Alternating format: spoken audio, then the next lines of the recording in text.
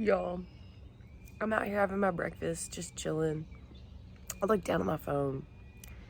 Dixie messaged me on Instagram. Y'all, I about had a heart attack. If y'all don't know who Dixie is, Homemade Wanderlust, she's literally the reason I'm on the Appalachian Trail right now.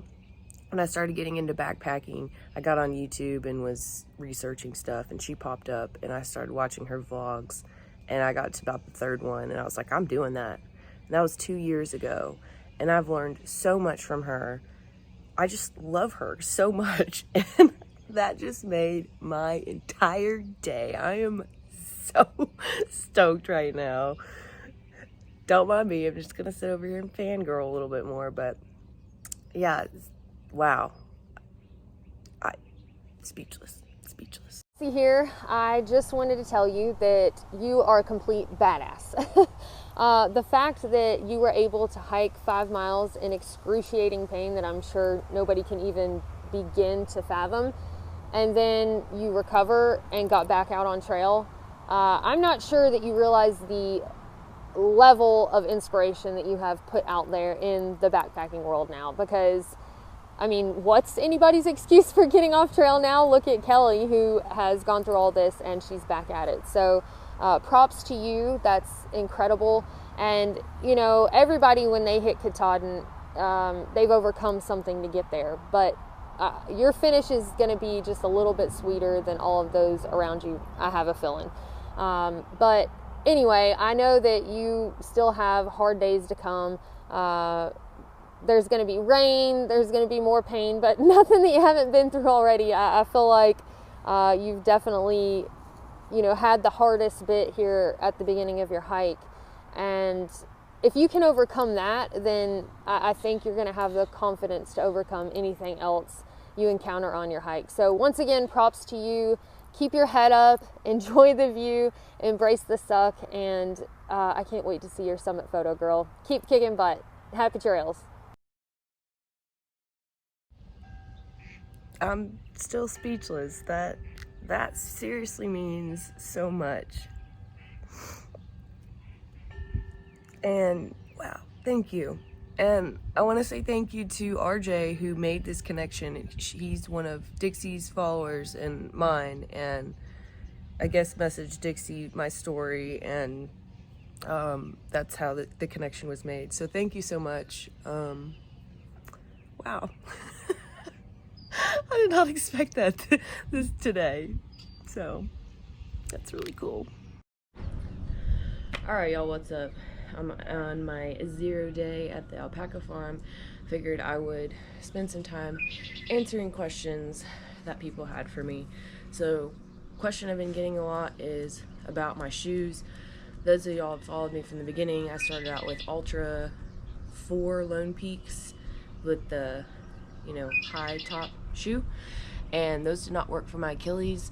The Ultras have the 0 drop, which makes your foot sit flat like this. Other regular shoes have about an 8 to 12 millimeter lift on the heel, and if your Achilles or calf is tight, it overstretches the Achilles and it can hurt some people's ankle and Achilles, which it did for me. So I had to okay, sorry, my video just turned off. So I switched to these Adidas. They're T-Rex Parley hiker shoes. These are actually trail running hiking shoes from Adidas. And so this isn't like a popular brand on trail. Most people have Solomon's, Ultras, Merrells, stuff like that. But I've never had a pair of Adidas that my feet didn't like, and I love these hiking shoes. Pros about them, they're lightweight. I like how they have the ankle support. They've got really good tread. So it's just like a very sturdy shoe, and they have about 350 miles on them already, and they still look brand new. So I think they're gonna last me a long time.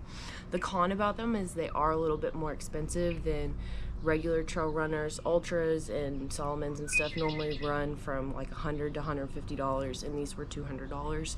But like I said, I really, really like these shoes, and they do really well with my feet. And then for the insoles, I have these Curex insoles, and I got these at Fleet Feet. They are mid arch, so they have arch support, and these will probably last me the entire trail. I'll just take them out and put them in the new shoes when I switch out. But like I said, I think I'm gonna have these shoes for a while. They have held up pretty good, except for the material here is a little bit ripped, but nothing too bad. I also like these shoes because they dry out really fast. It's just like this almost sock material, so that really, it dries out really fast in the sun. And yeah, these have been great shoes. I can't say enough about them. Adidas, if you're watching this, sponsor me. Okay, next question. Somebody asked if I wear makeup on trail. I don't wear makeup in real life, y'all. Like, if you don't believe me, like, I don't have makeup on. I never do. I don't like makeup. I would not want to carry makeup. There's no point in wearing makeup because you sweat all day. It would just run off anyway. I do have discoloration around my eyes. So sometimes it does look like I'm wearing eyeshadow, but alas, I do not wear makeup. Storing pictures and videos on trail, how do you do it? In my GoPro, which I'm filming on right now, I have a 400 gigabyte SD card, and I would say it's about fourth of the way full right now. And then I take all the videos I take on my GoPro, put them on my phone. This is 512 gigabytes. I don't know if I'm gonna run out of space. I'll cross that bridge when I come to it. How long does it take to edit and release videos, and how and when do you edit them? So it takes me about 20 to 30 minutes to edit a video, and I release them through either LTE. I'll just like start it uploading it. It might take a couple of days for it to actually land on YouTube, or I try to go into hostels, sometimes partially for the reason to use their Wi-Fi to get my videos up. Unfortunately, the Wi-Fi isn't always great, and so yeah, it's just a long waiting game for that. And then how and when do you edit? So I edit on my phone, and I normally edit at night in my tent. So I'll maybe stay up like an extra hour to edit a video. Lately, you know, I've been doing more miles on trail, so I've been kind of like just putting it off until I either get into town and stay at a hostel or take a zero. Animal encounters. I have not had many animal encounters. I've seen a few deer, still haven't seen a bear, some chipmunks, a few snakes, and I saw a salamander when I night hiked, so that was cool. But that's about it. Are a lot of hikers rich? No. I've talked about this before, but I've met people out here who have a $3,000 budget for the trail, and some people who have a $10,000 budget for the trail. I met a guy, he's rehiking the AT. He hiked in, I think, 2016, and I asked him how much he spent, and he said about $8,600. You can do it for a lot less than that. You can do it for a lot more than that. It's however you want to hike your hike, however you want your experience to be. If you want to live off tuna and ramen, live in the woods for 6 months or 5 months or however long it takes you, then, you know, you can definitely do that. But obviously, costs do add up if you stay in hostels, buy a little healthier food, and then do the experiences along the trail, like the creeper trail or the whitewater rafting and stuff. But I will say that if you do have a trail family, staying in hostels can be pretty cheap because you split the cost of the room. And if you want to go do whitewater rafting, it was a lot cheaper because we had multiple people go. And then things like biking the Virginia Creeper Trail was only like $20. So, you know, you can find things that are still affordable to do, and you definitely don't have to be rich to come out here. And yeah, I'm definitely not rich. So let's see. Okay, period on trail. So if you're a guy and you don't want to hear this, just fast forward. But a lot of women have asked me, like, what do you do about your period on trail? And so I do want to say that since my surgery, since I lost an ovary, my period has been very irregular and super strange. So I got it this last time 10 days early. It was a huge surprise, and my symptoms have been pretty rough, and it's just sucked. Like, day 26 on trail, I think the video just came out today, but that was a really rough day, and I think my body is just readjusting to only having one ovary and hormones and all that stuff. But as far as having a period on trail, you just kind of pack it in, pack it out. I use tampons, and so I pack those in, pack it out, and I just have like a Ziploc bag, and I'll wrap it around in some toilet paper and just throw it in there. It's gross, but I mean, you gotta do what you gotta do out there. And I have the little Summer's Eve wipes that I keep, and I use those. And yeah, I know some girls use the cups, menstrual cups, and I just can't get behind that quite yet. Just not my thing, but I know that is a popular option as well. I don't use pads. That's just, I mean, if you want to do that, that's fine. But out here, I just feel like tampons are the way to go for that. Okay. And also, I've realized that because my period has been irregular, I think when I get my period, I'm definitely going to be taking a 0, like either the first or second day of it, just because it's I don't know really what to expect, and I feel like my body is just like, all right, we're done. So just go ahead and plan in 0s for your period. I mean, yeah, that's my advice. Let's see. A lot of people have asked, you know, are there people out there who have shared a similar faith as you, or similar beliefs? Yes. A lot of people, actually. Just the other day, it was Sunday, and there's a bunch of us at camp, and we kind of had like a little Sunday service around the bonfire, very like chill, nonchalant.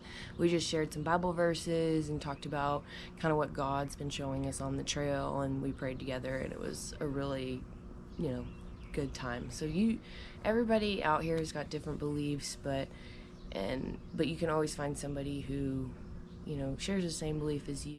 Somebody, yes. Have you gotten Taco Bell yet? No, I have not, but that might change today, because we're going into town, and I saw one there yesterday, and I'm like, that might be the move. I think that's all I'm going to answer right now. Plans for the rest of the day. I'm going to go in. So Grace is coming in. She's hiking in from the partnership shelter, so that's about 12 miles.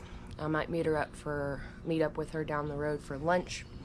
That's what's so great about this Alpaca place. It's right off trail, and there's a Mexican restaurant in the Exxon, which is walking distance from here. So I may go grab lunch for her, and then tonight we're gonna go into town and resupply, and yeah, probably gonna take a nap later.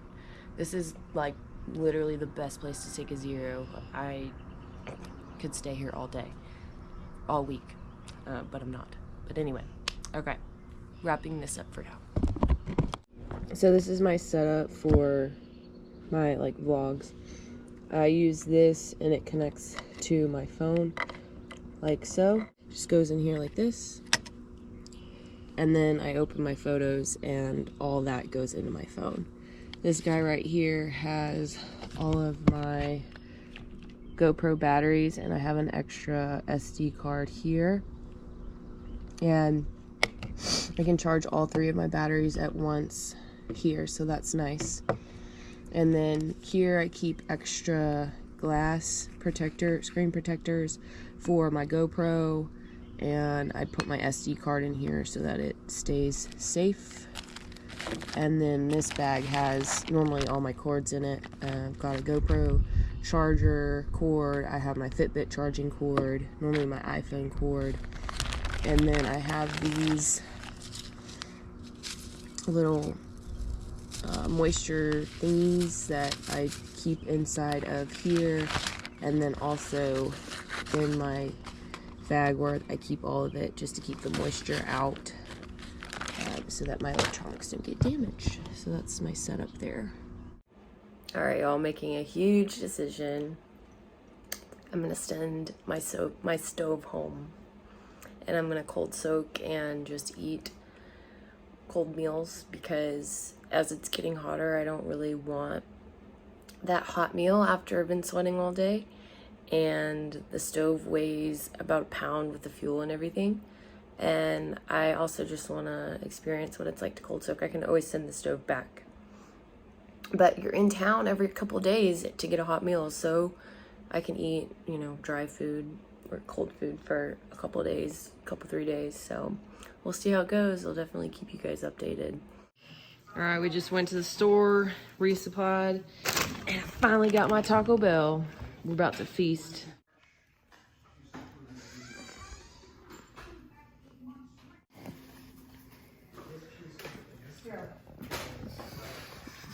It's a triple. All right, y'all. So here is some of my resupply. I already started putting it away. I forgot to show you. So I got some of these Baby Bell cheeses, and this is a resupply for like 3.5 days. Got some yogurt covered pretzels. I have some 7-grain rice, quinoa, lentils, wheat, blah blah blah. This quinoa packet, these are going to be like dinner. I got a couple of tuna packets in here. Got these little radishes for some just fresh veggies.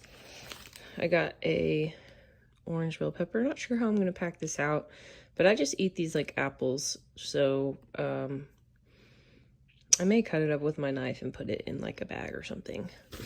I got these little organic Black Forest gummies. I really like these Belvita dark chocolate breakfast sandwiches. And then I got these Nature Valley dark chocolate peanut and almond bars.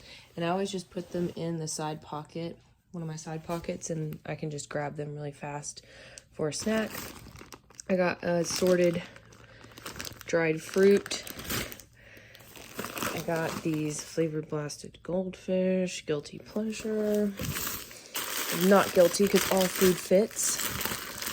I have this wild caught pink salmon, 31 grams of protein. A whole fish is in there.